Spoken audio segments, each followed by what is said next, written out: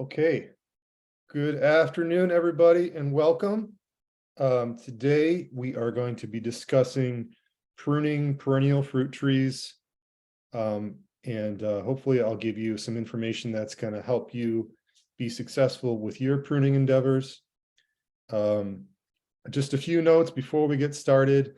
I have my partner in crime over here, Ms. Tepfira Rushton, who is going to be managing the chat. So if you have questions while we're going along, please feel free to enter your questions into the chat, and she'll kind of, when there's kind of a natural break, she'll make sure I'm aware of those.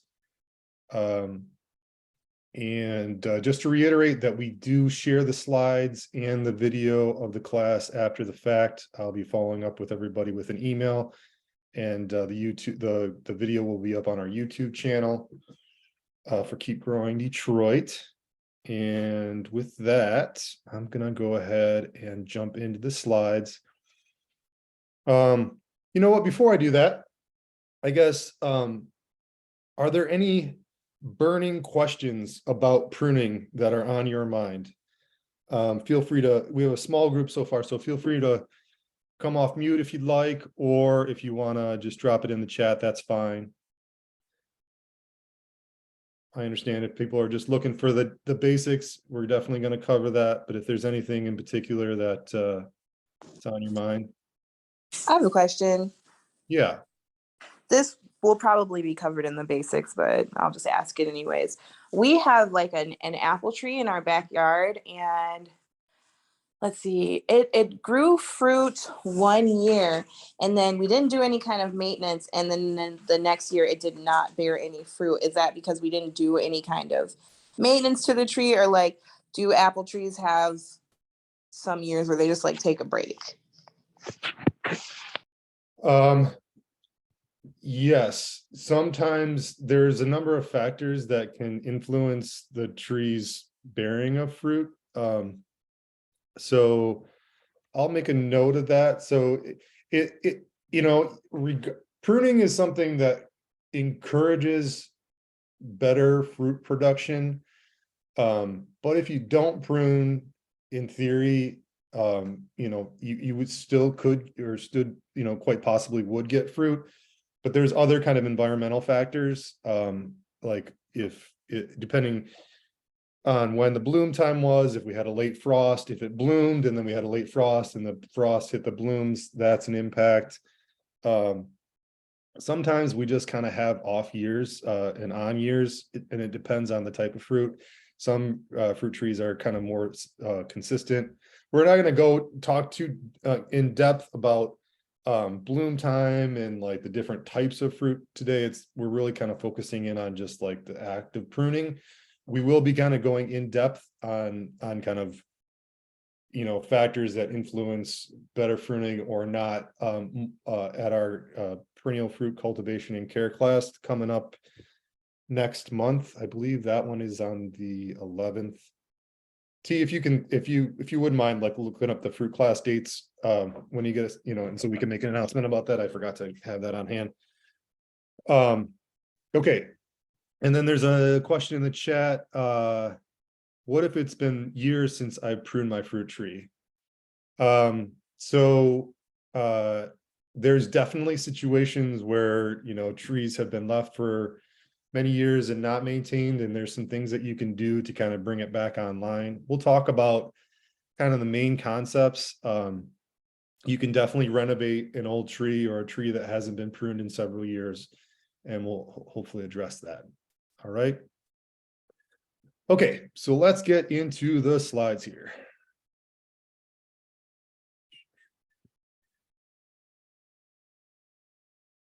So this is a fruit tree. This is, I believe, an apple that is in the orchard that I maintain with my neighbor right around the corner from my house here over in Woodbridge. So this is about a 5-year-old tree. A good example of something that overall has got a decent shape and everything, but it's we're going to talk about what would be maintenance pruning on something this size. So as we go along, we'll kind of get into some of the, more concepts of like what we're trying to get at, what is the kind of intention and all that kind of stuff. Okay, so first and foremost, I want to state that pruning is an art. It's not a science. And what I mean by that is, there's like, when we're pruning, we're talking about not only, apple versus pear versus peach versus plum and their kind of specific needs, but it's also like the way a tree grows is influenced by where it's at in relation to, like, is there access to sunlight and its response and reaching for the sun, other environmental factors, the root stock of the tree, which kind of has some influence on how the tree grows and shapes. So all those things considered. And then the kind of the art aspect is like, on many levels, pruning is aesthetic, or is kind of in the eye of the beholder. And the work that you do, like if I prune a fruit tree and T prunes a fruit tree, we're going to likely have the same product, or, well, in effect, the tree will be pruned properly, but the end result might be very different from how I go about it to how she goes about it. So, and then just to say, there is, don't be scared. Pruning is, if you kind of get in the spirit of taking in the tree and looking at it from all different angles, and try and get down and start to prune here, prune there, clean up, and get a vision of what you're trying to do, and you'll start to get to what a final product is, what you want to get to. So I was thinking about this all this week and getting ready for this class, and I was summarizing in my head, like the kind of essence of what you need to do with pruning. And it came out to be, and I was like, that kind of sounds like a haiku. So I don't know if I'm not a big poetry person, but I looked up, syllables, and I just put this haiku together. My first poem I ever think I wrote since I was in high school. But in any case, my haiku for you guys on pruning: sun to the center, no crossed branches, birds can fly through. Last cut, will it fruit? So we'll get into the specifics of like what I mean by these things, but essentially, we're trying to get the tree to be able to get access to sunlight and air, and avoiding kind of crossing branches and impact of being too dense, branches becoming too dense and crossed together. And we'll get into that more and more in detail here. I'm impressed, Keto. So some of the fundamentals here. First off, let's talk about tools. So these are the three kind of main tools that you're going to need for pruning fruit trees. These are my own personal tools here that I've had for many years.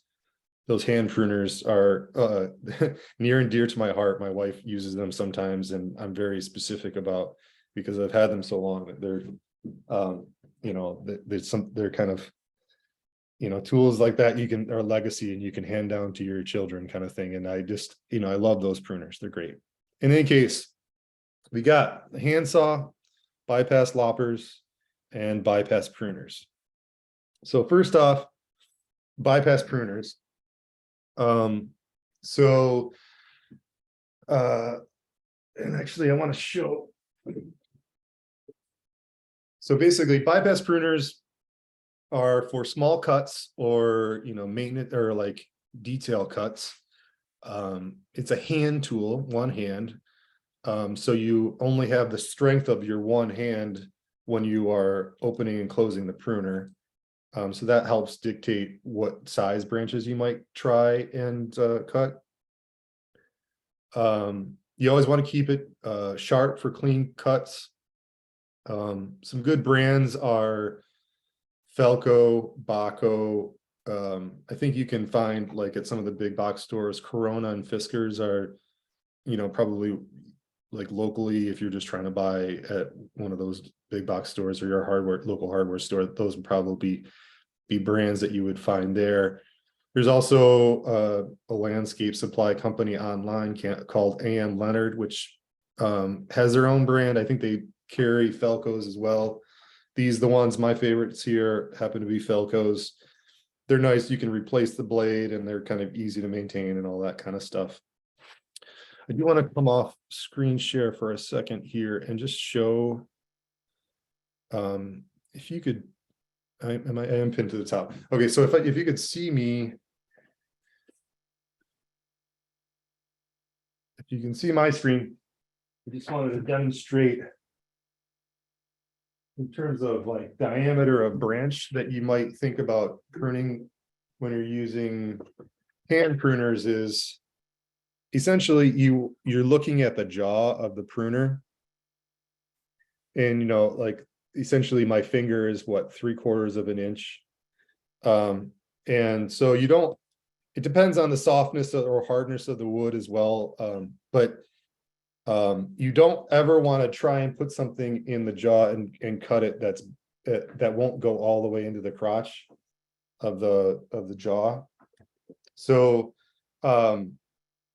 I guess as a rule of thumb generally is if you are trying to make a cut and you realize that you can't close it with your hand, you find yourself trying to use two hands on a one-handed pruner, it's not the right tool for the job. The branch is too big. So you're really going to you're really trying to go for things that are going to be kind of more appropriate size. So in this case, this is what 1/2 inch diameter branch right here. And I'll be talking about this later, but I'm making a diagonal cut right above a bud, and that works real nicely, right? So whereas the other side of this branch is much thicker, and if I start to go into it, like I'm pressing hard right now and I can't get through. So that would be more of a job for the lopper, right? So next up is the loppers, which we'll show on the slides in a second, but notice that these jaws are much larger. And there's ones out there with ratcheting action and that can even give you bigger cuts. But for our purposes of fruit tree pruning, these are orchard loppers specifically. You don't necessarily have to have that, but you can see that jaw is much larger. And for this same branch here, a cut on that, still a little bit of power is required, but I go through, and that's partly because of the leverage I get from the branches, from the fulcrum of the action here. Okay, so back to slide share. Okay, so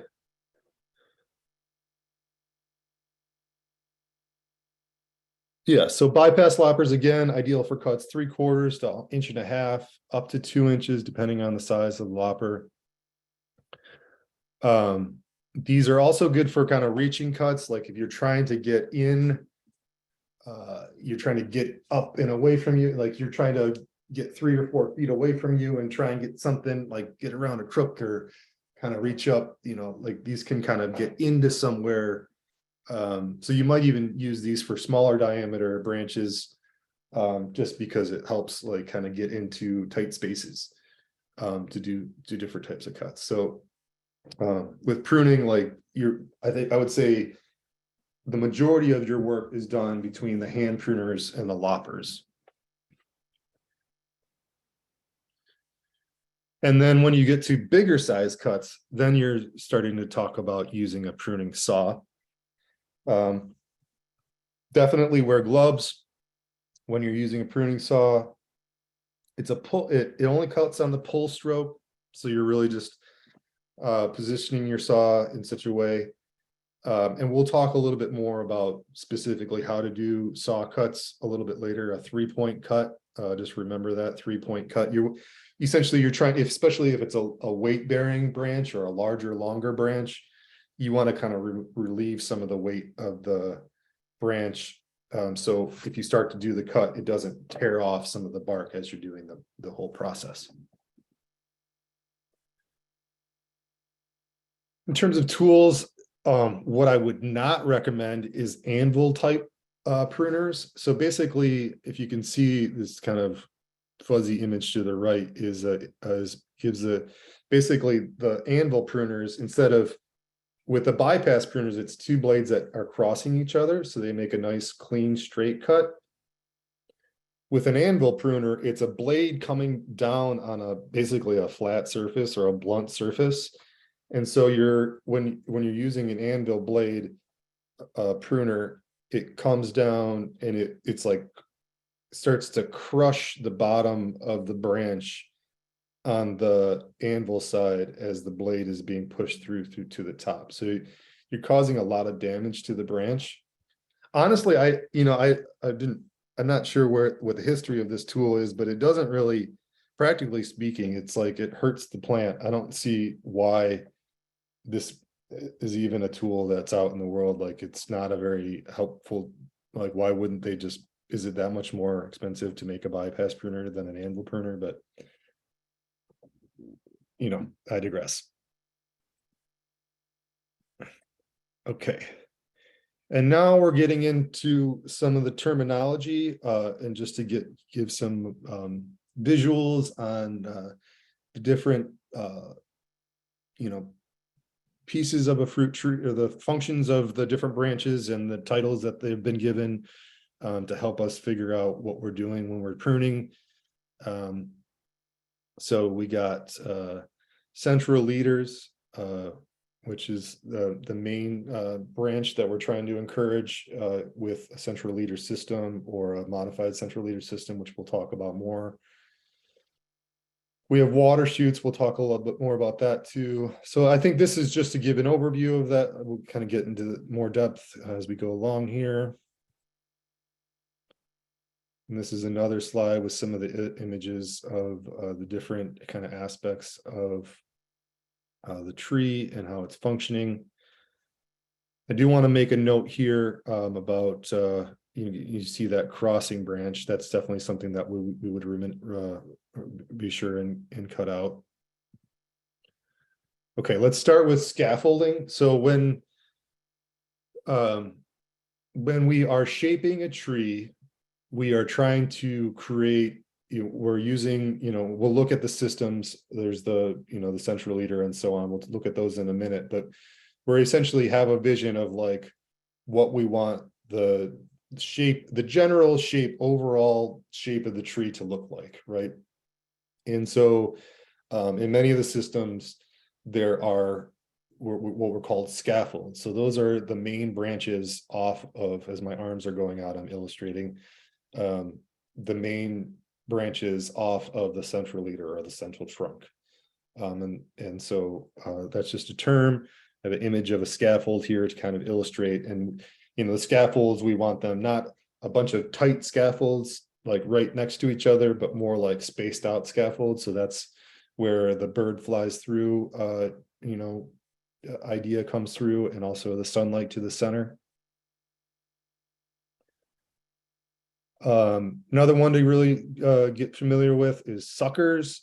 So these are shoots that are typically grow vertically at the base of a tree, and those are one of the first things that we're going to be removing. It's just the root stock trying to come through and send up its own shoots, but those are going to compete with the main tree, and it just causes congestion, limits light, that kind of thing.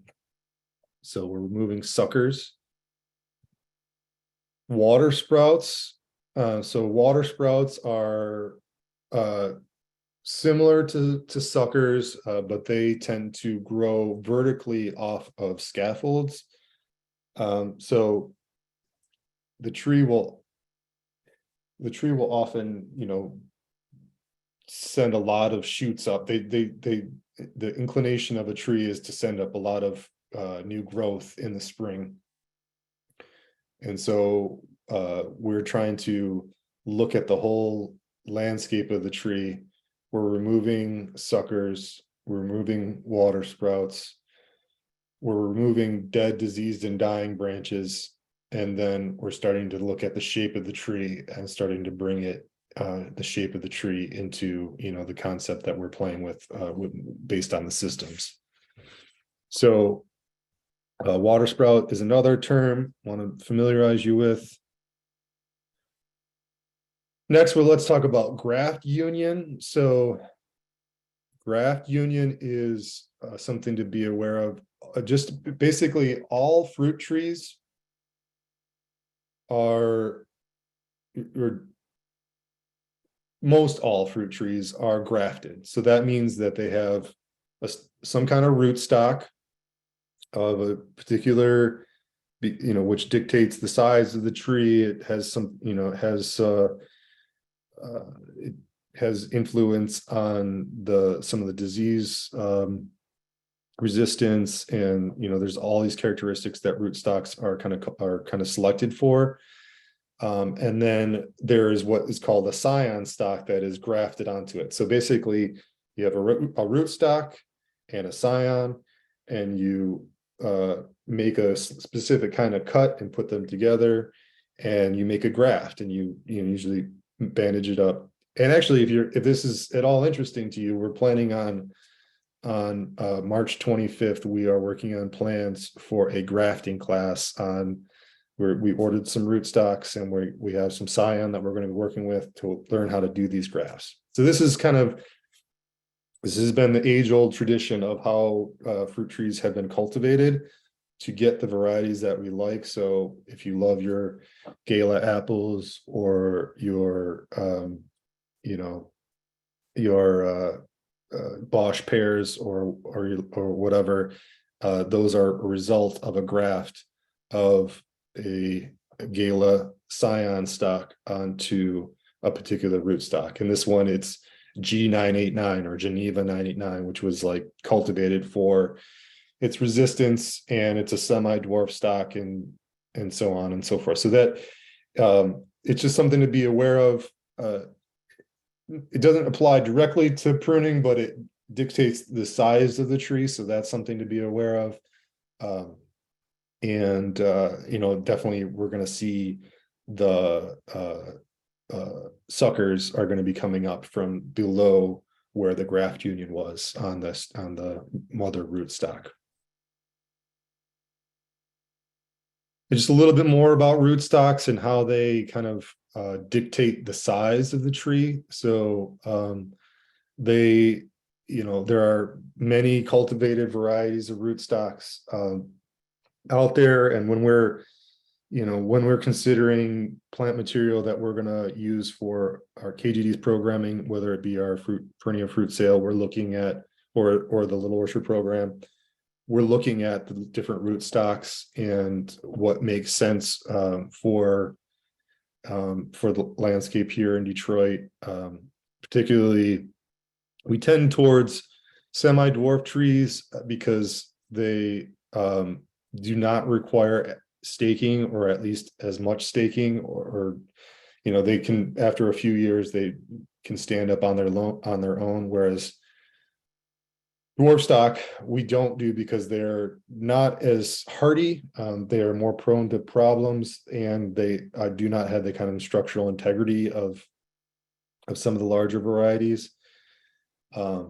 So this is just to give you a sense of size. So a dwarf would be between 8 and 10 feet tall. Semi-dwarf is going to be closer to 12 to 15 feet tall. Semi-standard rootstock is going to be closer to 20 feet tall, and a full old school, size tree is going to be up to 30 feet tall. So what to know about that in terms of pruning is that if you, you know, the larger like semi-standard and standard rootstocks are gonna want to be tall. You could keep pruning them every year, so you can, in theory, keep a standard tree still down to like something like 15 feet tall. But it's just gonna send up more plant material every year than say a semi-dwarf would. So it's kind of, you know, working in the balance of like, you know, nobody wants to climb up on a ladder to prune and or harvest fruit if they don't have to. But in terms of just like having trees that are going to, you know, thrive and live well, you know, do well, we're really, you know, that seems to be the kind of the good fit. How we doing so far?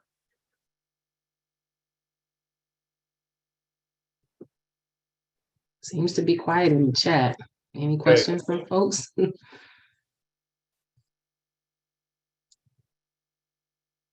cool.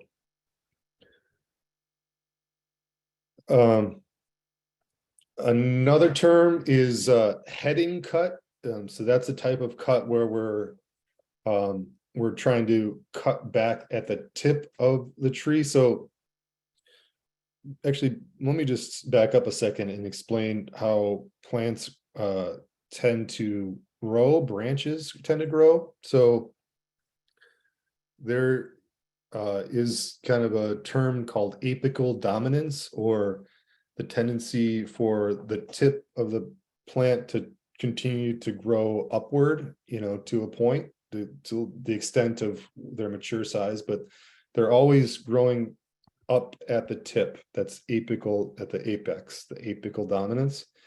And so if we were trying to reduce the size of a tree or shape it, or, you know, prune it to our particular aesthetic, then we're using, in this case, the term heading cuts to cut back that apical, that apex, and encourage side branching below. So you know, there's applications for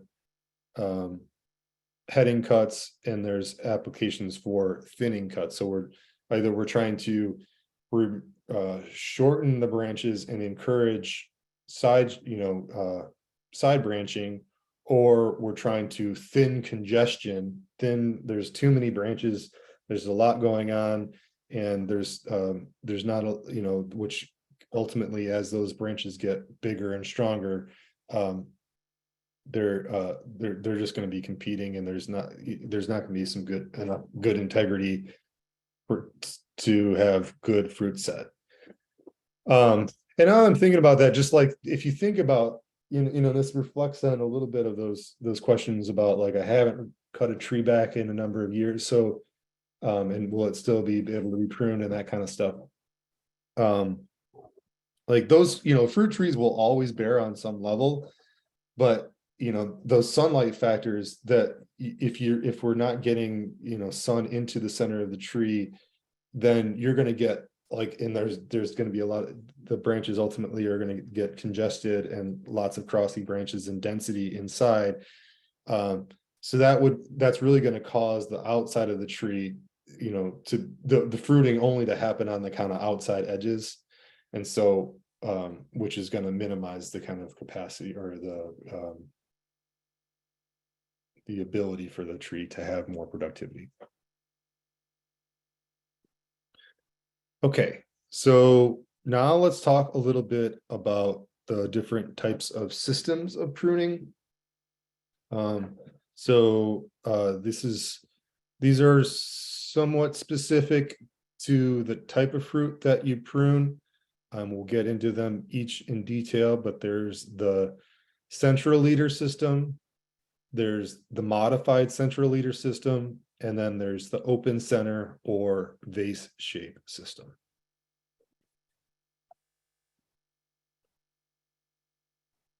So for the central leader system, this applies to apples and pears. We're trying to encourage kind of like essentially, if you imagine the branching system of a Christmas tree or a evergreen tree, where it's narrower at the top in kind of a pyramid shape towards the bottom, with a main trunk going up the center, the central leader, and then encouraging horizontal branching off of the side of that central leader, consecutively downward, smaller towards the top and bigger at the bottom. So the thinking here is, with that pyramid shape that's angled nicely for light to penetrate, the scaffolds we're going to have between 1.5, 1.5 to 2 feet between the scaffolds. So that's going to allow airflow and allow sunlight, and that's where we're again referring to the bird being able to fly through. And then each scaffold we're going to encourage to have side branching to fill out the four, if we're looking at from the top of the tree, if we're looking down, to fill out like spokes of the wheel. So like it kind of to give you a visual here, if we were looking down from the top of the tree, we're trying to encourage branching to occupy all of the open spaces. So it's a combination of like filling out the space that's open, or encouraging branches to grow into open spaces, but not too much going on, not too much congestion.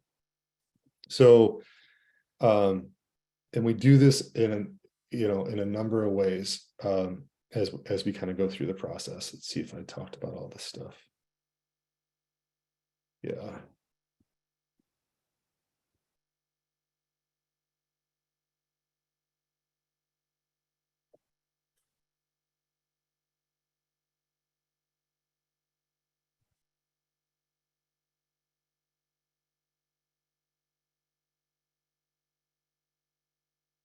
And this is another little bit of a fuzzy picture, but just to give an idea of this is kind of a progression over years. So this was the first one is this is A, B, A would be year 1, B would be year 2, on and so forth. So like each year, and the light parts are where the branches were removed to kind of encourage new growth. And this is a little bit of the progression of what it might look like.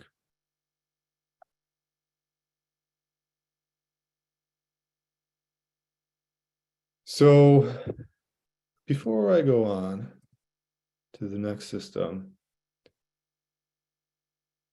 so no, I think we'll come back to I'll come back and do some, we'll just review all this, and then we'll come back and I'll try and give some illustrations with the branches I have here. Okay, so we'll just keep going. Again, any questions? How's everybody doing? Doing great, wonderful. Doing well. But How's that illustration you just showed was what you is for an apple tree? The prune, Yeah, that was, that was a young one. Yeah, that's like Wow. early on. That's like first year stuff. oh, We're gonna talk. So basically, we're gonna talk a little bit more about it in a minute. But there's like a protocol for like the first years of the tree's life, up to like 3-5 years, and then there's and then kind of it changes what your focus is, 5 years and beyond. okay. Okay, so the modified, now we're talking about the second style of pruning, which is the modified central leader, which is a variation on the central leader. And this is used to contain trees that want to get super tall to a certain height. So pears always send up a lot of super vertical branches at the top. Tart and sweet cherries, this applies for some plums and some apples.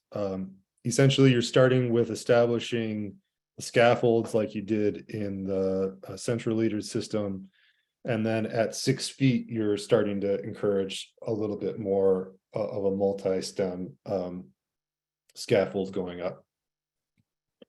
and kind of an open center. Yes, Kamaria. Can you still identify like what type of system? No, don't hang up, baby. What type of system your tree has if the trunk is split? Like our apple tree doesn't have like a very dominant like central trunk. It splits pretty early, and both sides of the trunk seem like equally like sturdy. Uh-huh. Yeah, so when you are, essentially you're renovating a tree that's existing, and you just have to, you're working with what you got. And so that's where the art comes in a bit. I think you want to look at how can I kind of adhere to one of these systems as best as possible under the circumstances. Like, I mean, in some cases, if it's a double branch, maybe you would remove one of those, or sometimes you would keep them both, but do all of the other things, which is creating the scaffolding and removing cross branches and removing dead, diseased, and dying branches and heading back and all that kind of stuff. Cool, thanks. Uh-huh. So yeah, so this is kind of an illustration of the modified central leader system. So we're, as it gets bigger, we're trying to open it up in the center and having, up to the 6 foot mark, and having some spread branches for the kind of open, instead of it being and I'm realizing that this illustration actually isn't, it's both, unless I pulled this as a modified central leader, but it looks like just a central leader. But it's neither here nor there. At least hopefully I'm driving home the concept of like you're trying to and I think this second picture gives a better image of the modified central leader here. Whereas, on the left for the central leader, it's one main branch in the middle all the way through with the scaffolds left and right.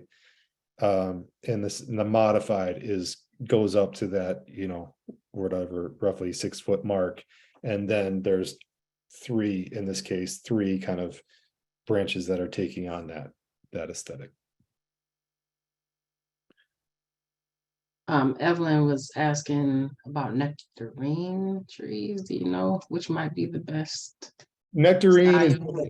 Nectarine's going to be an open vase, so that's because it's a stone fruit. It's in the same family, or cousins to peaches and plums. So we're talking about that system now. And that is, and to give a visual on that, is the open center or open vase style. And so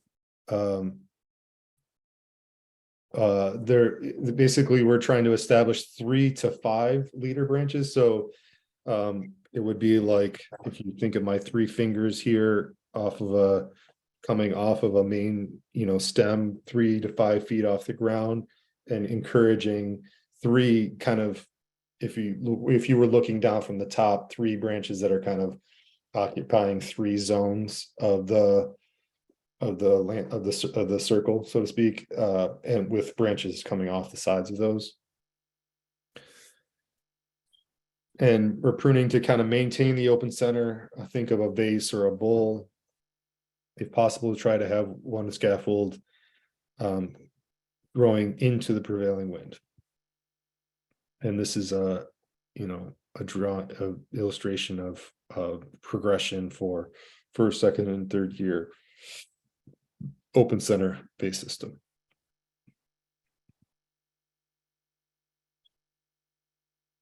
And another one just for reference. Okay. So yeah. But I was curious if you can try to give kind of a general understanding of the theory of why you're choosing one over the other, because you kind of immediately said, okay, stone fruit need that open. Is there some kind of just like overarching theory of why you would choose either style?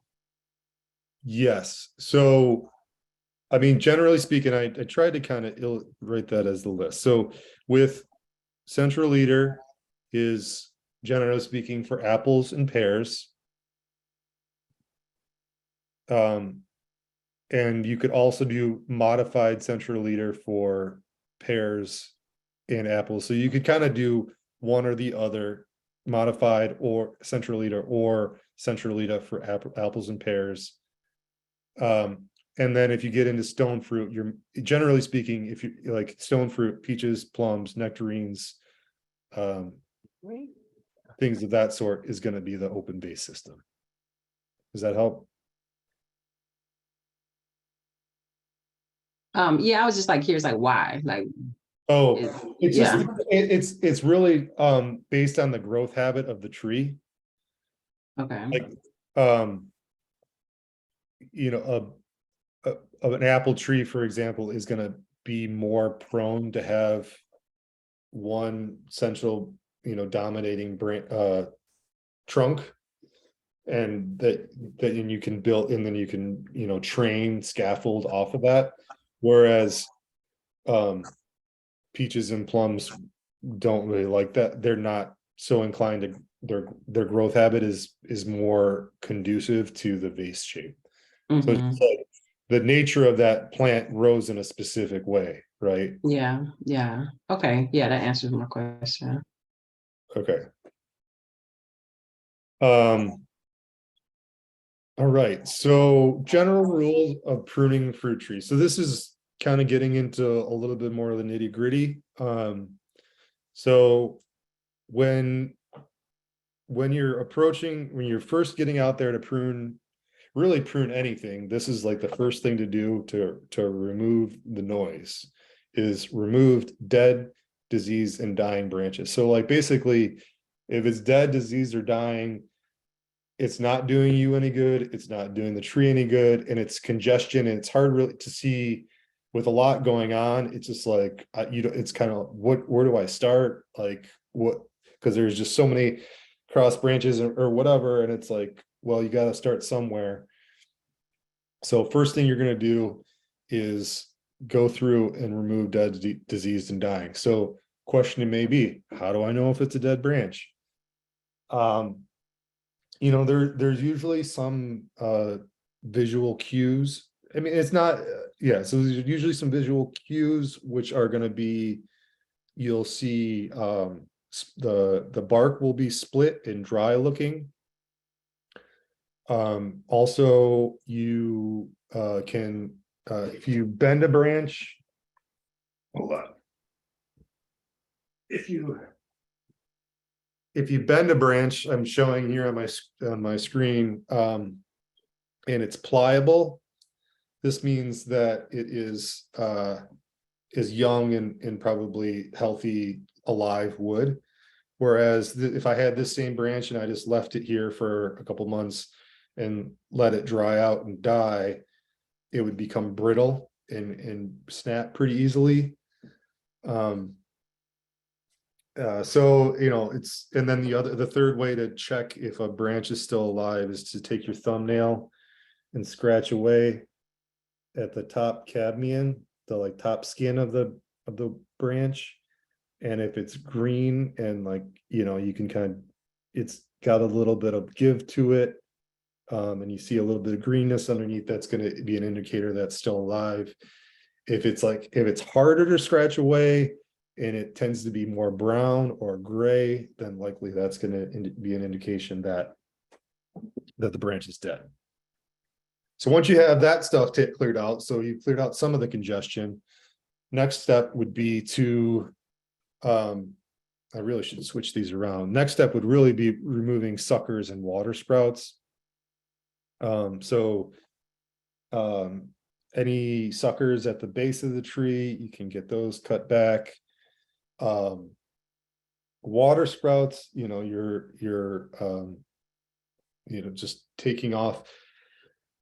But the only caveat for removing water sprouts, or just what I guess before you move beyond, so you've removed dead, disease, and dying, you've removed the suckers from the base. At that point, take a step back and just like either take a picture of the tree or just take a kind of mental inventory of how many branches are on the tree. Because you never want to remove more than 30% of the tree in a season. Regardless of like, that there's branches, there's more work that you want to do. You see that there's more congestion, you want to encourage a branch here or this or that. You can't remove, you're really starting to compromise the health of the tree if you're removing more than 30%. So once you get to the 30% mark, maybe it's like, okay, I'll make more work of it next year. I'll give the tree a whole year to recover, have a flush of leaves and, do its thing for a season.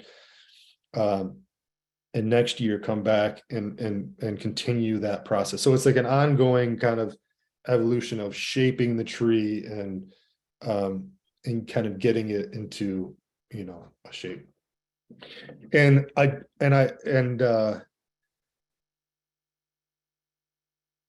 want to say we've been talking about when I'm referencing these systems and we're looking at some of these illustrations of what a tree would look like.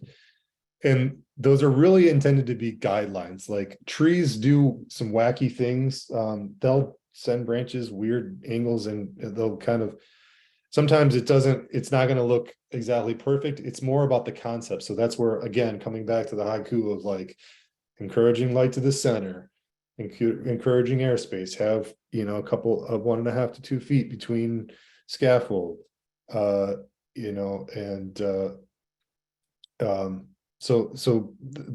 that's, kind of the spirit.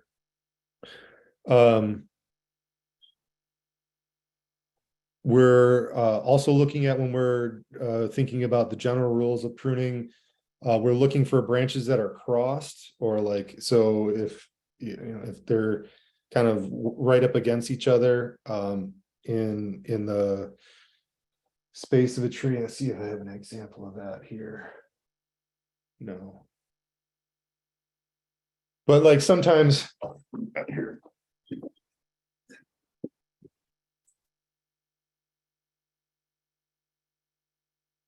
Sometimes the nature of the tree will be something in where you end up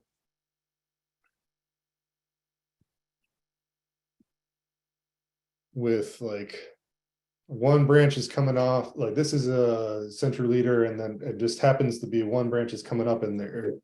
You got like crossing is essentially like this. So you don't want the rubbing of the stems together. So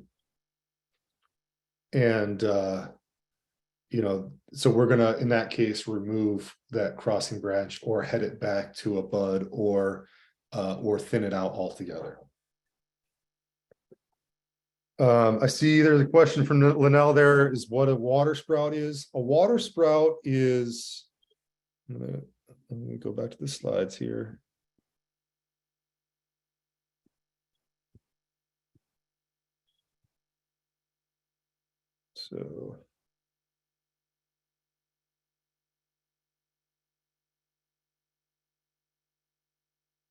So if you see in this image on this slide right here, is water sprouts are essentially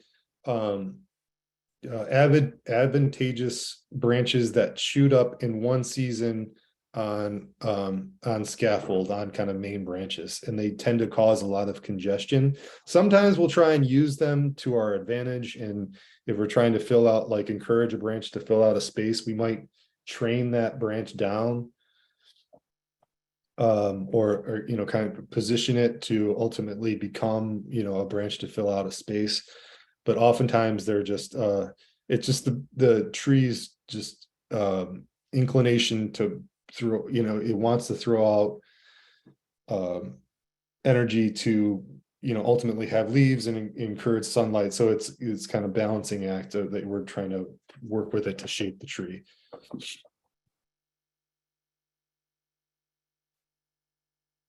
Okay. So I think right. And so general rules, again, talking back, so we talked, I think we covered most of these except for possibly talking about heading back. So let's talk about heading back versus thinning. Let's see. So in this case, in this illustration here is a heading back cut. So we're shortening a branch to encourage right above where he's about to cut there, to encourage that bud to branch off to the side. So we're either heading it back to get the branch to move in a different direction, because to fill out a space because there's too much congestion there, or however. Whereas a thinning cut is where you're removing a branch to the main, either the main scaffold or the trunk. So you're removing it all the way back.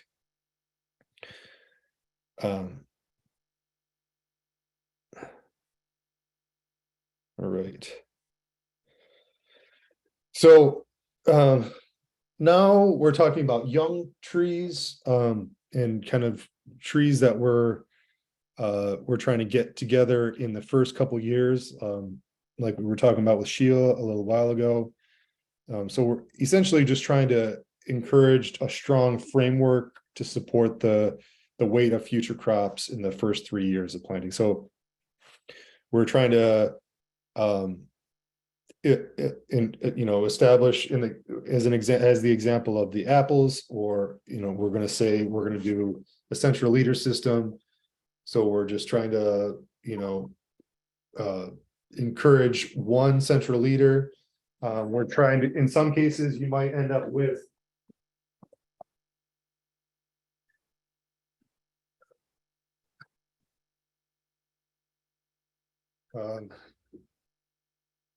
come off again.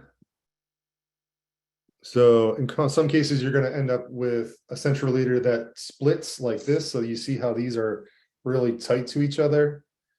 So in this case, we're going to remove one of these. Oh, really? And so that we're going to call this one, we're going to choose which one we want, and which is totally subjective. To have that one main central leader. And while I have this joint here to show you, another thing to note is we're trying to avoid these kind of joints all around the tree. We call this a narrow crotch angle. So basically, because these branches are so tight to each other, if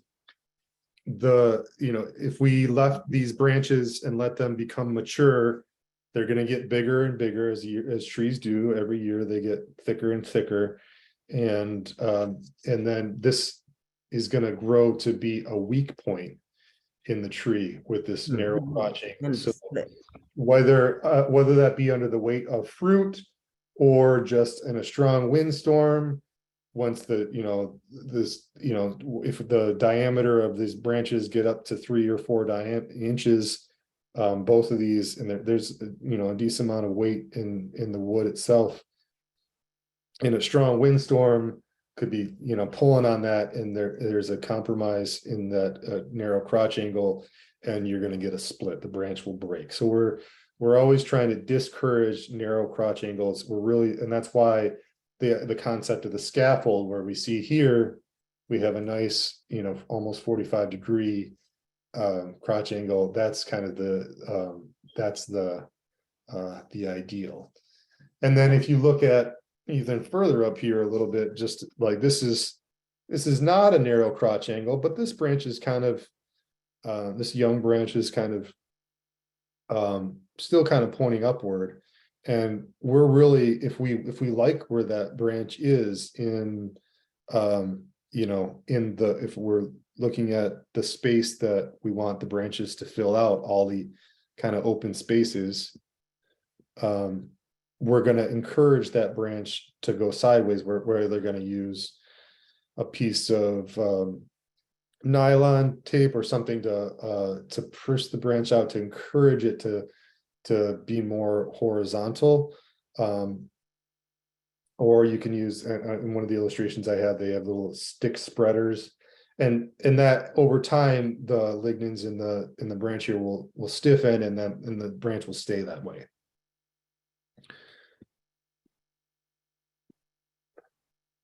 So back.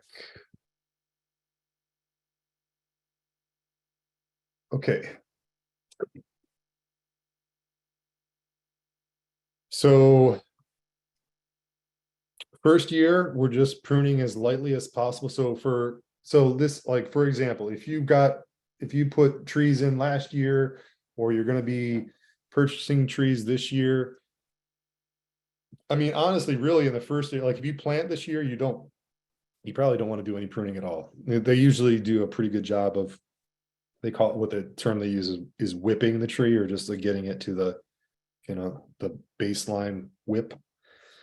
And then as the tree is, next year, say you planted it last year, and maybe this year into next year, we're just trying to establish, if we're looking down at the tree spokes of the wheel, occupying, so coming back to this picture, this image here, so we're trying to encourage branches filling out the vertical, the horizontal space. And you probably want your, usually people are pruning any branches that are below, say, 2 feet, 2 to 3 feet. You really don't want any branches really close to the ground, just in terms of maintenance, mowing the lawn, potential for animals being in reach of fruit as it's developing. And then after 3 years, we're really just starting to focus on, that sunlight aspect, and encouraging even distribution of the fruiting wood throughout all the open spaces on the tree.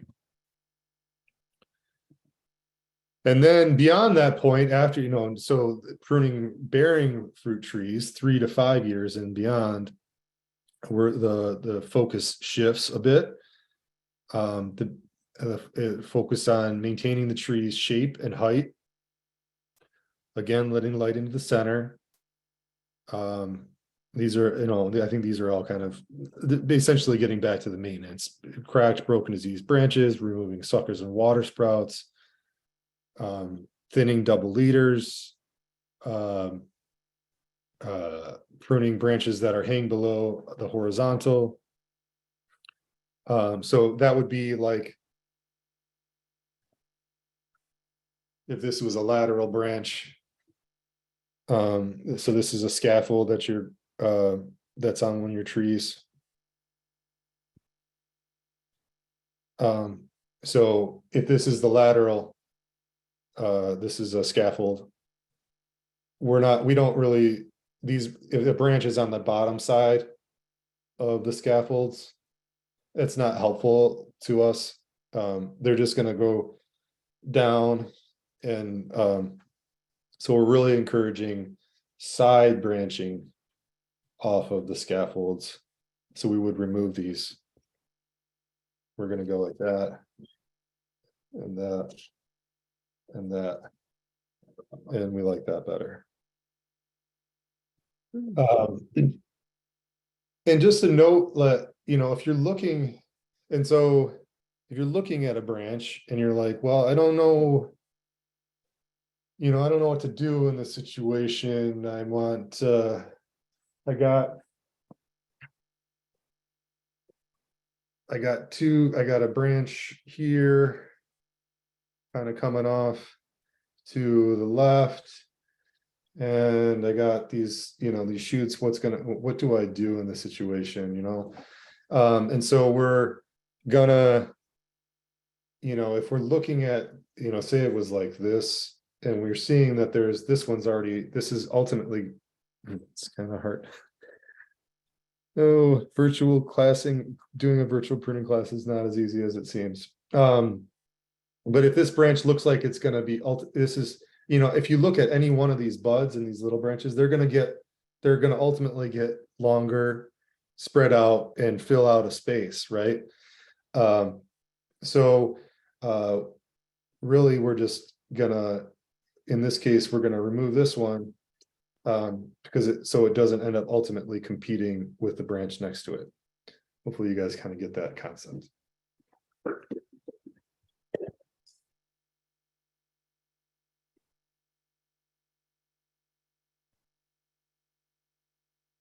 Okay, so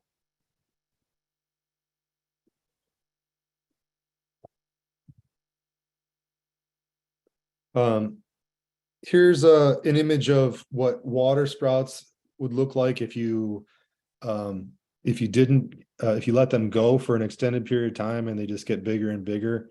So you can see how they just contribute to congestion.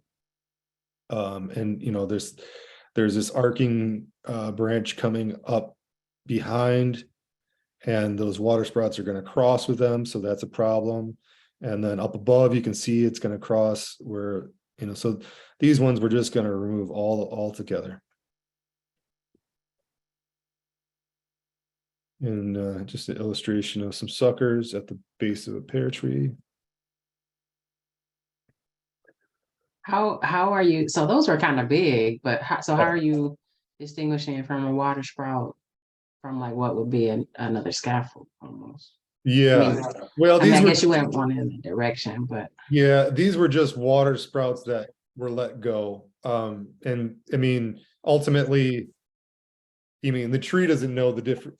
The tree just grows branches, like, so if it was let go, a water sprout let go is just another congestion branch. I mean, you wouldn't really want it. It's just like the terminology helps you a little bit, but like ultimately it's just about aesthetics, removing congestion, making sense of the picture. Nina said that's what one of her trees looks like. Yeah.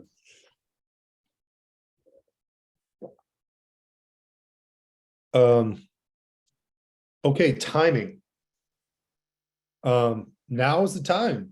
This is the especially with this, fall, spring, or whatever we're having right now. The trees, really, we never want to prune in fall. We never want to prune fruit trees in fall, because when we're moving, we're making cuts, that is a wound, and the wound needs to heal.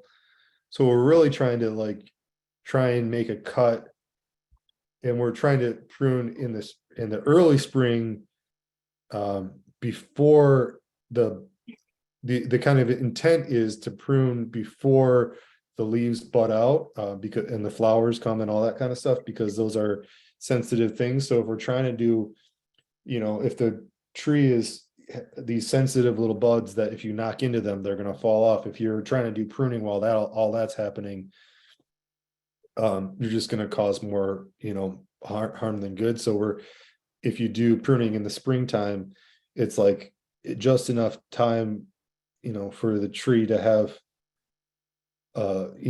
it'll be growing actively soon, leafing out, and it'll have the energy to recover from any wounds that you're creating. So, really anytime, January through March is ideal. And if you're doing, and then alternately, if you have to do, you're trying to really work on a tree, and there's a lot of congestion, you may consider doing a late summer pruning, and just to do a little bit more shaping. So it might be a little bit of maintenance pruning that you would do a little bit later in the season.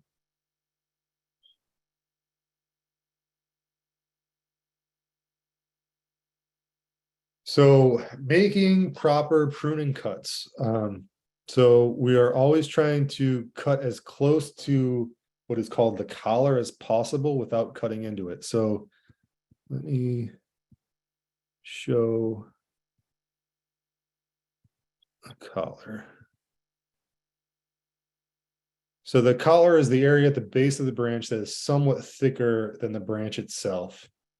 And so, the thinking here is it contains a natural chemical barrier that stops decay, and it, basically is kind of designed to recover itself. So if we're looking at this illustration, this gives an idea of like, we're trying to cut like right at the extent, we don't want to leave a stub out. And let me see if I can do a better job with one of these pieces I have here. So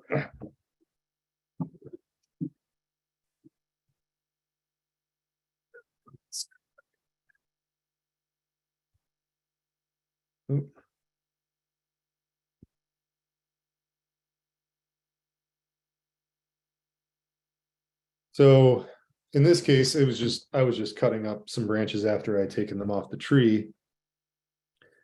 But with this cut right here, to make a nice clean cut, I never want to leave a stub out like this.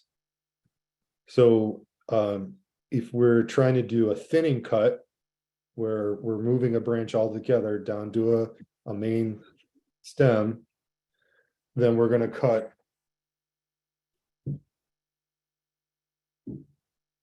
right into into the where it spreads out. And so now it's relatively flush there, and it's still, you can't get that much closer than that, and but that's kind of where you want to be with it. Whereas if you're doing, you just want to shorten a branch back, you're like, this branch is super long and it's like going way out into the space and it's not fitting my shape. You're looking at the different buds along that branch and saying, okay, this branch, this bud is going to go in that direction, this bud is going to go vertical, this bud is going to go this direction, and you just choose, like, based on the length and where kind of will fill in the space ultimately. Is that a good direction? Okay, I like that it's going to go that direction, so I'm going to cut that one at a 45 degree right above the bud. So it looks like that. Linnell was asking, are these techniques that you're talking about, are these only for fruit trees or for other trees that you have? Yeah, a lot of them will apply to other things. You're never, I don't think you would do this kind of shaping on your maple tree or whatever, but in terms of like the philosophy of the scaffold systems that we're talking about for these fruit trees, that doesn't necessarily translate, but the rules for cutting, like cutting back to a bud and how to remove a branch, absolutely applies the same way.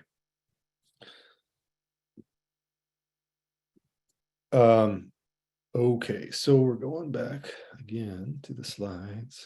All right, back. And so, yeah, again, we're always avoiding leaving those stubs sticking out, and we're always pruning. If we're going to shortening a branch, we're cutting back to a bud. If we are, so we're either doing thinning cuts, which is removing decongesting, removing branches back to a crotch or a joint, or we're heading back and we're cutting back to a bud. And then we're always, so we're always doing either we're doing thinning cuts or heading back cuts. So again, we talked about this a little bit earlier, but this is the heading back cut. And here's an illustration of proper and improper heading cuts. So you notice the first one is cut at a 45-degree angle just above the bud. The second one is decent, but it's not a 45. It's like a little bit too sharp. Third one is just too tight. You're going to probably lose that bud if you cut it that way. And then the fourth one is just like leaving that stub out in the open, and that's just going to die back and, as a vector for possible disease or problems or whatever. And again, this is the thinning cut. We talked about the collar. And then this is an illustration of the 3-point system that I was talking about. So if you were, when you're doing large cuts, so if you're taking off a large branch, essentially if you find yourself, needing to, you've gotten to where you need to use a saw because of the diameter of the branch is too big for loppers, then you're gonna, the ideal way to do it is to do this 3-point cut, which is essentially first doing an undercut, first, so where that branch is, going out 4 or 6 inches, doing an undercut, and then after that doing an overcut, which is basically you're just taking the whole branch, the weight and the downward pressure of that branch, removing it. So we're basically cutting it back to a stub. And then now that all that weight and downward pressure pulling of that branch and the weight of it pulling down is removed, then you do your final cut. So and I even actually with the final cut, I usually start with scoring it on the bottom. So just to reduce the risk of, if you cut down from the top and you get down to the bark, sometimes it'll peel off the bark a little bit below there, and that's problematic too. That's going to be, that tree doesn't like that. So this is that 3-cut system. This is kind of coming back to that concept of training those any kind of vertically facing or upward pushing branches to encouraging them to be lateral or horizontal. And now I'm going to take a minute, and I wanted to show some images and illustrations of pruning from what we did last year. So you seeing those pictures? Nope. You still on the slideshow? Yep. Okay, let me change it then. How we doing? Any questions?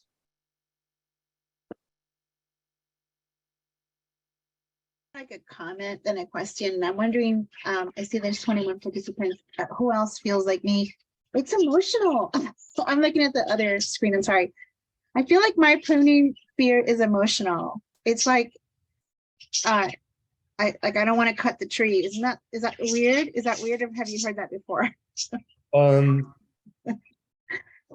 I get that. I could get that. I gotta tell people, even with tomatoes and stuff like that, like it's good for them, Yeah. Like it's good for them.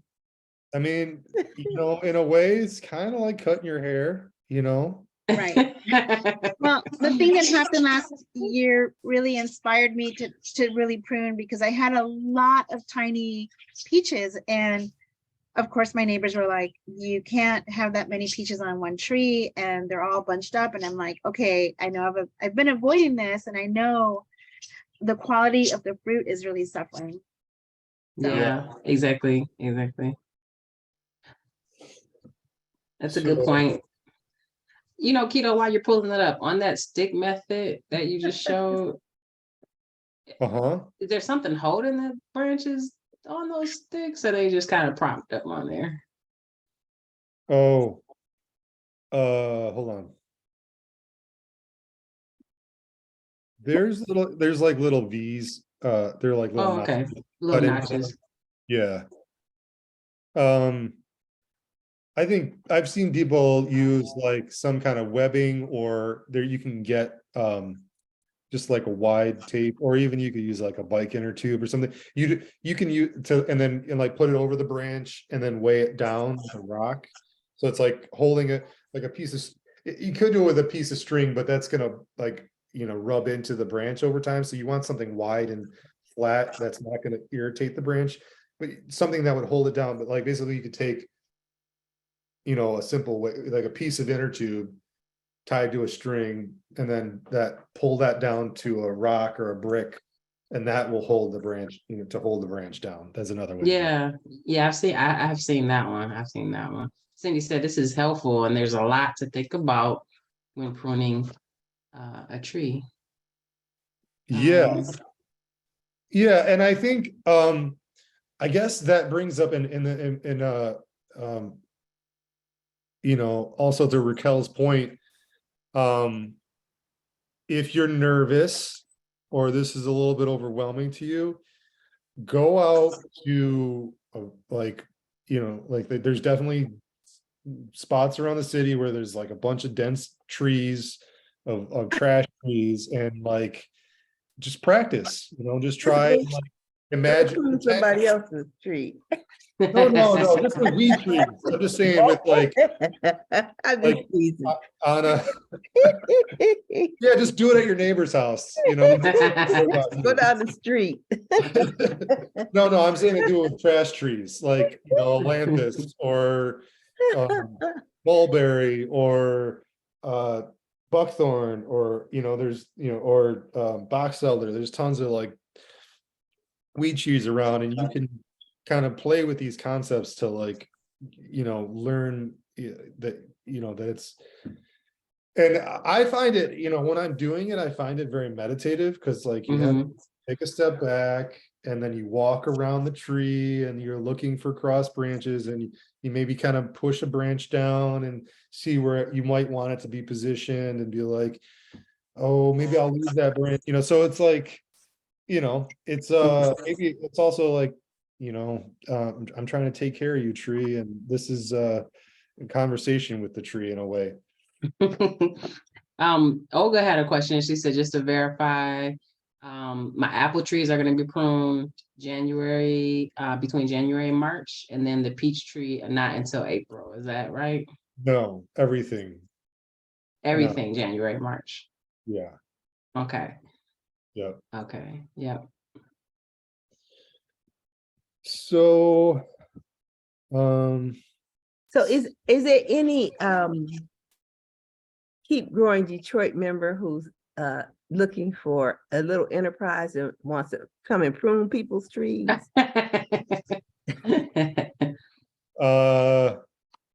Think about it. no, but I will say this, and actually this is maybe a good time to mention it.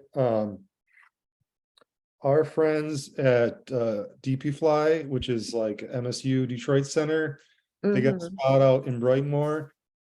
They are going to be working with an orchard on the east side next week, and out in the orchard pruning a bunch of trees. So if you want to get some hands-on practice, I'll make sure and follow up in the email with the details. It's like basically over near kind of near it's like Van Dyke and 6 Mile area. That would be better. So yeah, so that'd be a good opportunity to get some practice and work with some other folks on it. And that's this coming Saturday? So a week from today. Thank you. Yeah. Okay. And then there was another question here about pruning the top. Do you see that from Olga? Oh, no, here. Yeah, it says, I can prune all the branches to prevent height in the tree. So you don't want to prune all the branches when you're trying to control the height. Yeah, right. So, and here, let me see if I can, hopefully these, let's see. This here, okay, here is an example Hold on. Come on. I feel like this could be a good video game, like which branch do you cut? You know what I'm saying? Yeah. Okay. So it's kind of hard to see in this image, but because of all the trees behind. But this tree in the center here is an apple tree in my backyard, right? And essentially, when you get to the max height you want the tree, we're gonna break want the tree to be, we're gonna break the rules about the central leader. We're gonna basically head back. I'm sorry, we're gonna thin everything that's going up, because if you want the tree to stay a certain height, it's always going to go above that. So if you can see the thickness of these branches, so you using the ladder as a reference, another 6 feet above where the ladder is, in terms of height, is like, you can see that central leader is still there.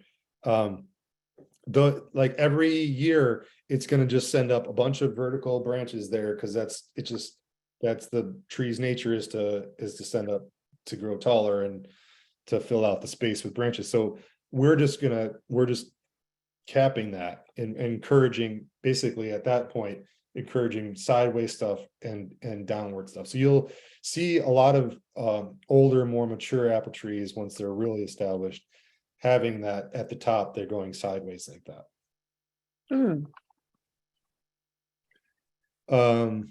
What do you recommend in terms of sterilization between trees? Yeah, so I think just if it's not a bad idea to clean your tools, especially there is possibly some potential for disease problems, but generally speaking, I don't think it's a huge concern. There are so wiping them down with some rubbing alcohol or just some kind of something that's going to sterilize it is probably adequate. So here is, I think this is the one.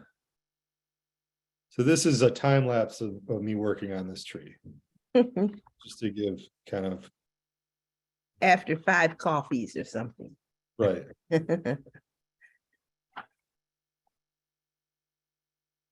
So you see, I'm like looking around each time, and I'm kind of making decisions, pulling the stuff out, removing the congestion.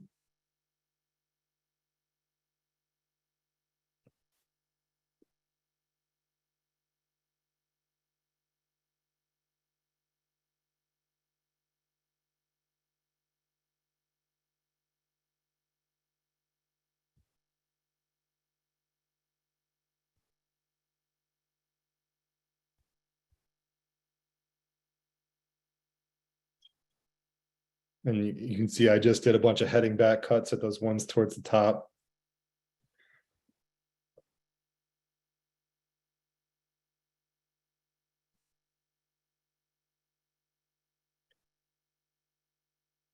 And so that one at that point, the tree is, I'm calling the tree, okay, this is enough for this year. And does this picture of this tree fit the aesthetic of the central leader? Not perfectly, but it's this, and I'm sorry if that's confusing, but it's the spirit of the style, I think, that I want to really drive home, more so than it's got to look perfectly like a Christmas tree. You really just got to and again, back to those concepts from the beginning, is like, you can see, airflow, sunlight to the center. You can see these scaffolds are all 1.5 to 2 feet between them. So let's see. I see there's a question there. Would you use the same methods to prune a pawpaw tree? Pawpaws are unique to themselves. I also have pawpaws, as it turns out, and I there's not really, I'm not really aware of a pruning protocol specific to pawpaws, like. So I would say really it'd be more about removing dead, disease and dying and shaping it. So I don't above and beyond that, I probably wouldn't do a whole lot of pruning with pawpaws. I'm not sure how they would react to trying to keep them a certain height. It's a little bit of a different, it's a just kind of a different animal altogether. Okay, I see a question. This is the third year I've had a nectarine tree. The three main leader branches out from each other are about 6 to 7 feet tall. I think you said this should happen at 3 to 5 feet. What should I do about this? Well, so you're dealing with a tree that wants to be an open base style, and we were talking about that the open vase should maybe start between 3 and 5 foot tall, and it starts higher than that. It's a total judgment call.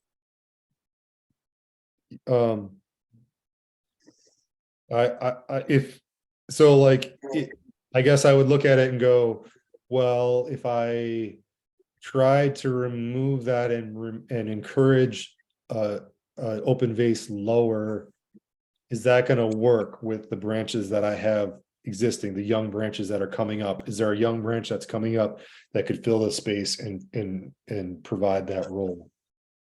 If not, then it's probably it's just a little bit higher. So maybe you need to get a little bit higher into the tree to be doing harvesting when harvesting is to be done. So that's a choice point. I don't think it's not necessarily a bad thing to just, it's okay to leave it as is. My trees are, and then the next question, are your trees semi-dwarf? My trees are, they are semi-dwarfs, yes.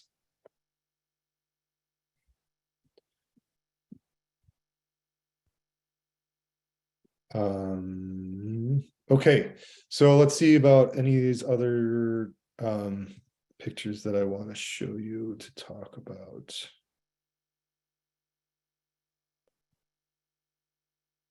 I think it was.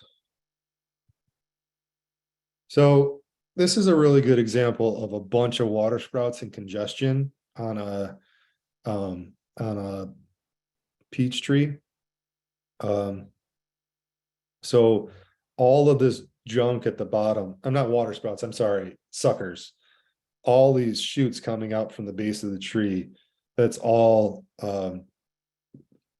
suckering. So we're going to remove all of that congestion. And then as it turns out, if you're curious, these are galls on this tree. So it's dealing with some disease issues, unfortunately. So we're part of the pruning process was removing some of these galls. Let's see.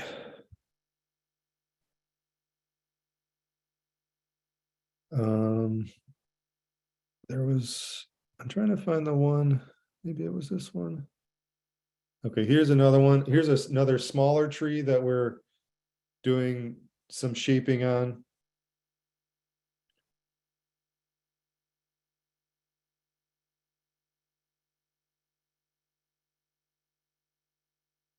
Isn't there like a percentage that you don't want to go over in terms Yeah. of what you take each year? Yeah, so when you're pruning a tree, you never want to remove more than 30% of the tree. So always take an inventory of like a visual inventory, or even take a picture of the tree from a couple different angles to have a frame of reference of what it looked like at first.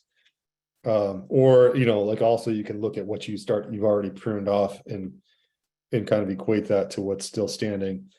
But if you're removing more than 30%, then like you're starting to compromise the tree's ability to take care of itself.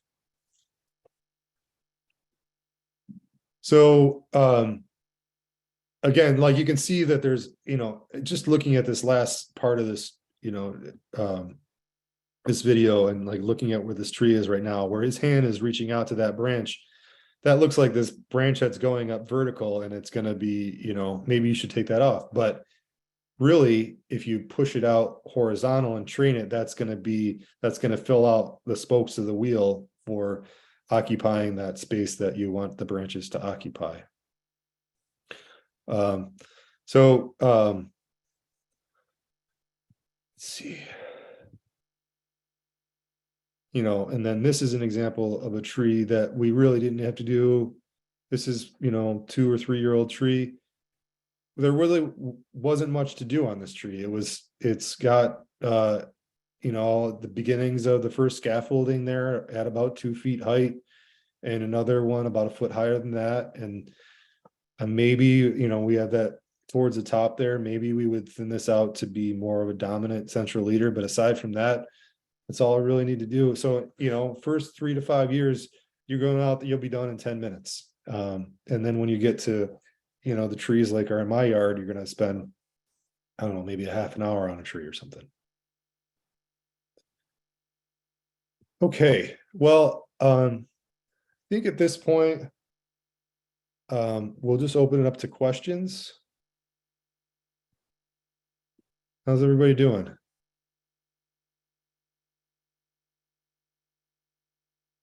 Good. That was a lot of good information.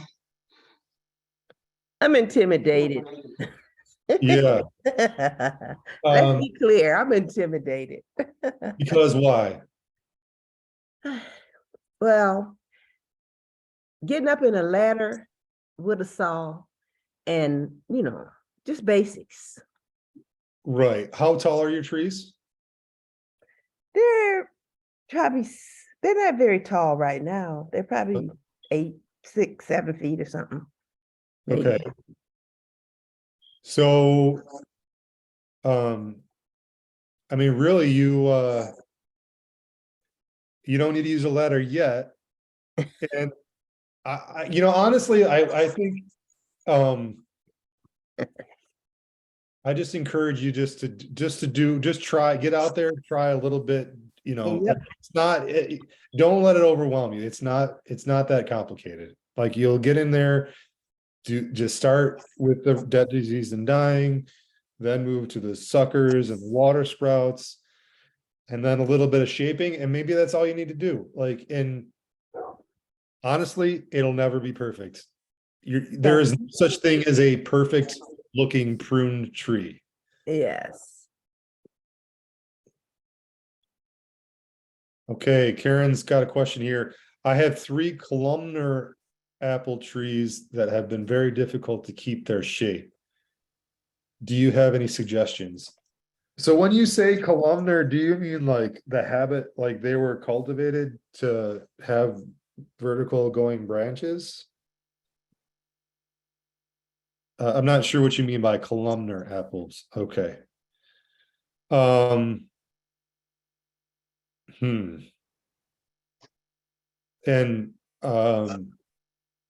tell me more. Why have they been difficult to keep their shape?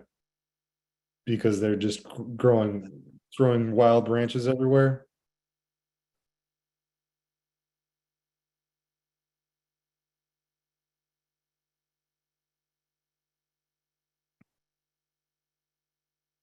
Yeah, I guess I would need a little bit more information to give advice, but I would say, as long as you're kind of following like, there's only so much you can do, right? Oh, they're growing way too tall and thick.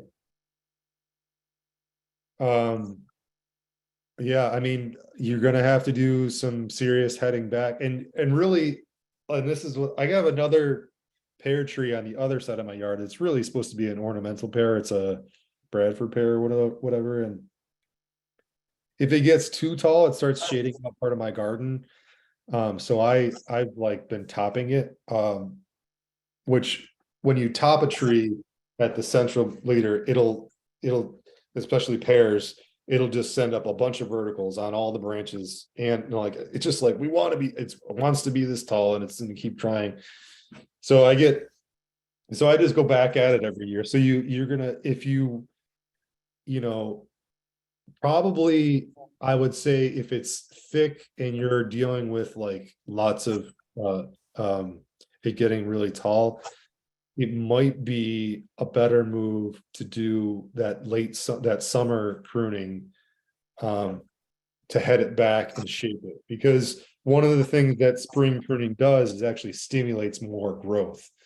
So if you have a tree that's already, in your case, saying that it's throwing out a lot of stuff in the spring, maybe just do a little bit of cursory pruning, a little bit of shaping now, and then come through in June, July, and just give it a more, give it more how to, and take it down. Next question: should you prune every year or so, or less than that? So I would say to at least, depending on the age of the tree, but you're doing a pruning check at least every year, like looking at, so, like we were talking about, first 2-3 years, we're just doing a little bit of shaping, not a ton of work. But then you should basically be on a schedule of doing some pruning every season. Okay. Or anybody else?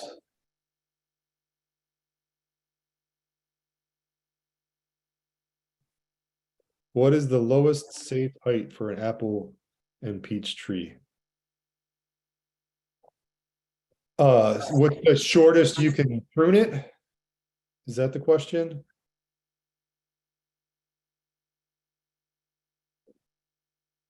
So I'm assuming that's the question. It's somewhat dependent on the rootstock. So is it a semi-dwarf? Is it a standard?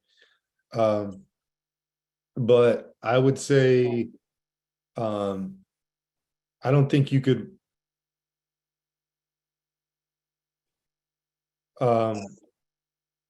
okay, so what is the, all right, I'm reading, all right, so let's just go with that concept for a second, and then I'll come back to your question. So if you, the shortest you can take any tree is a good question. I mean, I would say I have semi-dwarfs. I don't think I'm gonna I wouldn't try and take them shorter than like 12 or 15 feet. You want to respect the size that they ultimately, really want to be. So it says, the question here again is, what is the lowest safe height for an apple and peach tree? I like the tree at the shortest or lowest height. Is it a dwarf? Well, I mean, dwarf trees are cultivated to be smaller, dwarf, right? So in that case, yes. Just keep in mind that dwarf trees are going to need a little more TLC. So they're going to need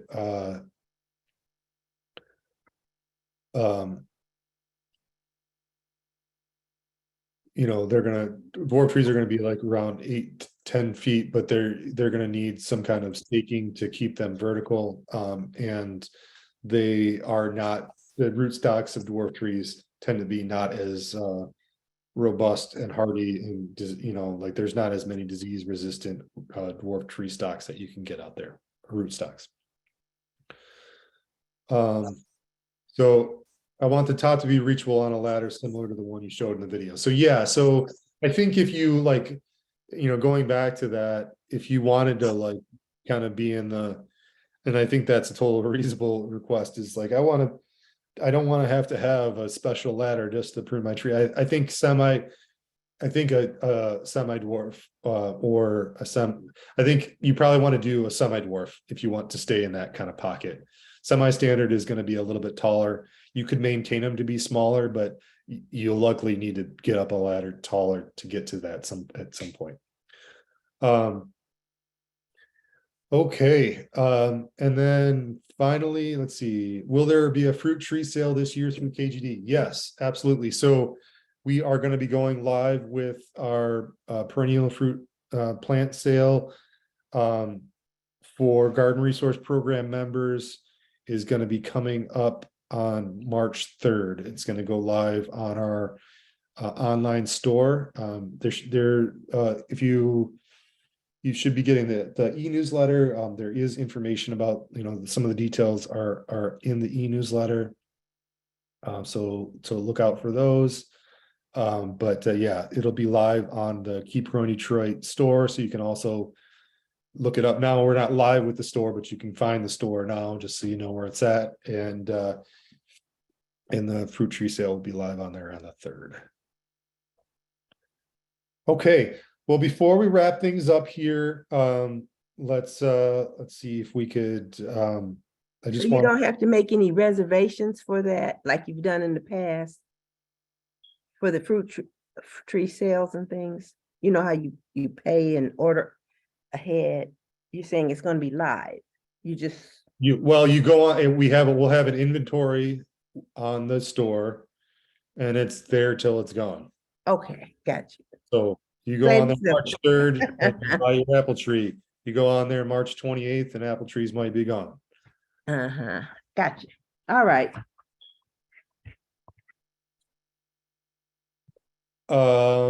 Okay, Ben's got a question. Any chance I could show you a few apple trees now for tips?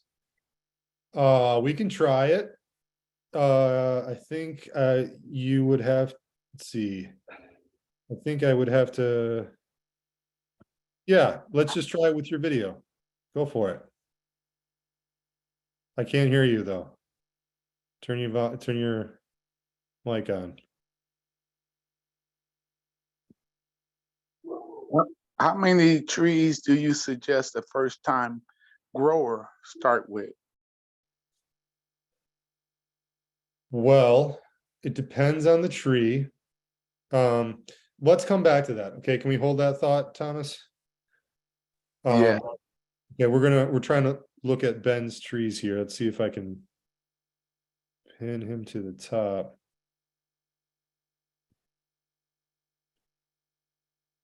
Okay.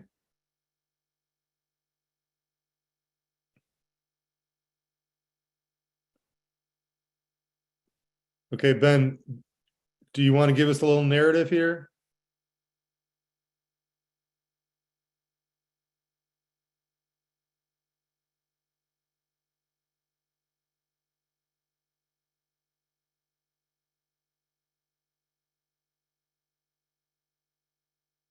Okay.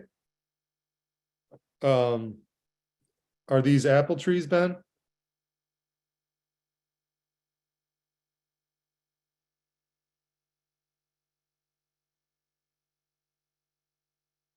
Can you hear me?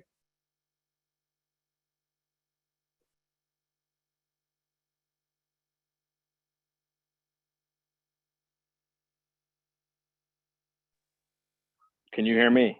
I can hear you now. Thanks for your time. Sorry about that. A little bit of a narrative. These trees were planted by some black walnut trees and they weren't doing very well. So I had a tree spade come out and move them to an area with better soil 2 years ago. I had them moved here. This year was the first year that I started to trim on them a little bit. I'm just looking for any tips you can give me about the shape or some of these branches that are doing things that I don't want them to do. Right. And these are all what type of tree? They are apple trees, various kinds of apple trees. Okay. So let's choose one that you want to start with. Okay, we'll take this one here. Okay. So in this scenario, we can see that about 3 feet above the ground, it splits into 2 leaders, which, when we're talking about apples, we're saying that we generally want to encourage them to be a central leader, but this tree is, getting to be, it looks like it's got to be, maybe 10 feet tall now or something. And so, it's put some energy into the tree, those branches thus far. So it's a choice. Like when you find yourself in this situation, either you could possibly just It's maybe a little bit scary, but you could possibly choose the left or the right, and I would say probably remove, like, maybe you would right at that split where those two main ones are, take that whole right one off, and that's probably about 30% of the tree for this year. And so that's all you would do, is just like, okay, I'm trying to get it back to central leader system. Or you're like, man, I don't want to do that, and it's that crotch angle is reasonable, and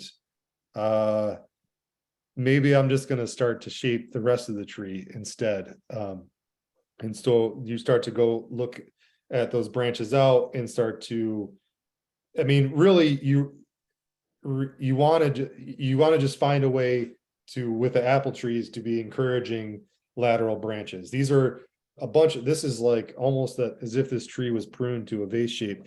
And what are those spent apples at the top, or are those like dried up apples that are still They on? are, yes. Yeah. So yeah, I mean, I would, as long as you're kind of working towards encouraging those lateral branches, whereas like instead of, this is almost like as if somebody had trained this to be more of a vase shaped style, because it's like encouraging all those kind of up like kind of like an upside down umbrella. So those are a few thoughts on that tree. You want to try another one? Sure.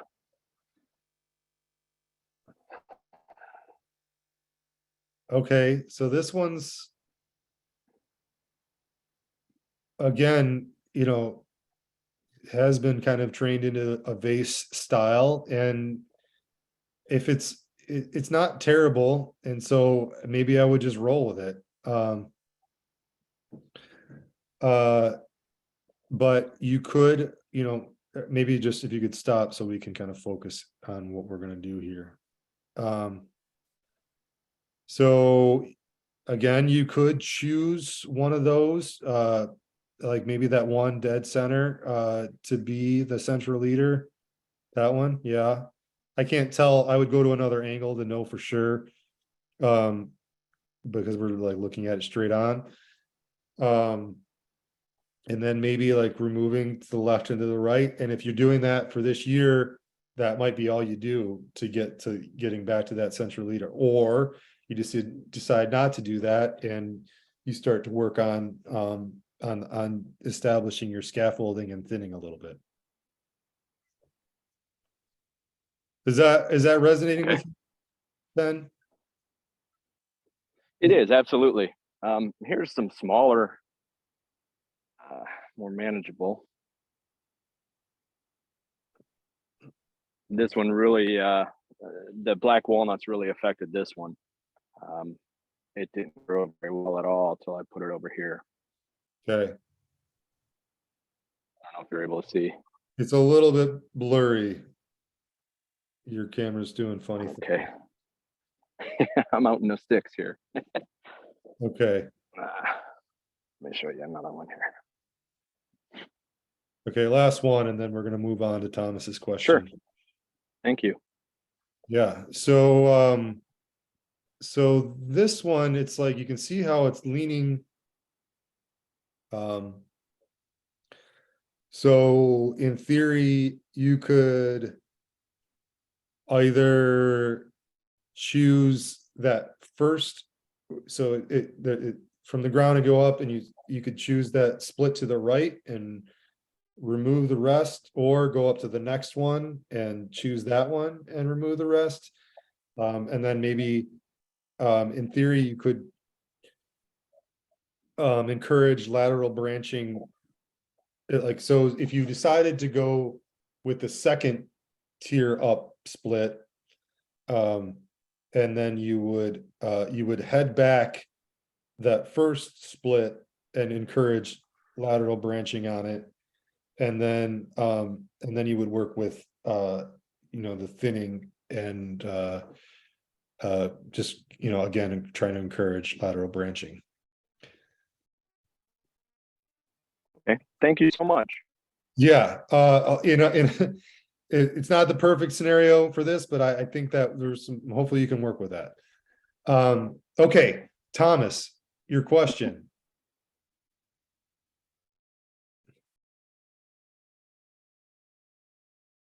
I think, I can't remember, you said. Oh, Thomas, you were asking what, how many trees would you start with if you were starting with trees? Yes. So the better, so really, the more you can grow of a particular type of fruit tree, the better you have, like, it kind of compounds the amount of harvestable fruit that you can ultimately end up with. So,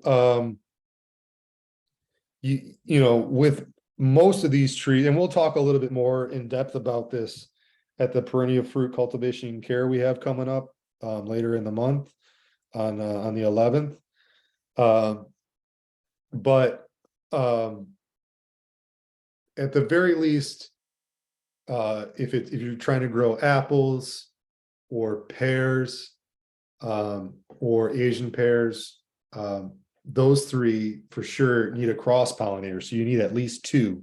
Like, so you need another fruit tree of a, so another type of like either a gala apple and honey crisp apple, like two different, same type of fruit, two different varieties for cross pollination. Yeah, and there's, you know, kind of recommendations on what's the right pollinator.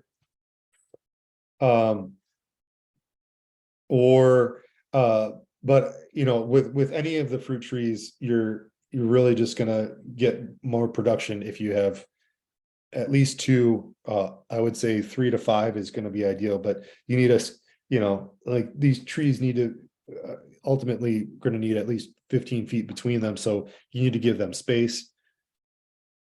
So, you know, like, it depends on how much area you have to work with, but I would say at the baseline, 2 to 3 is gonna be an ideal.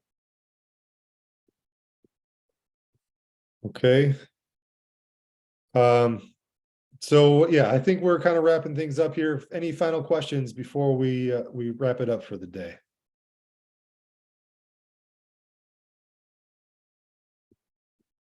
Okay.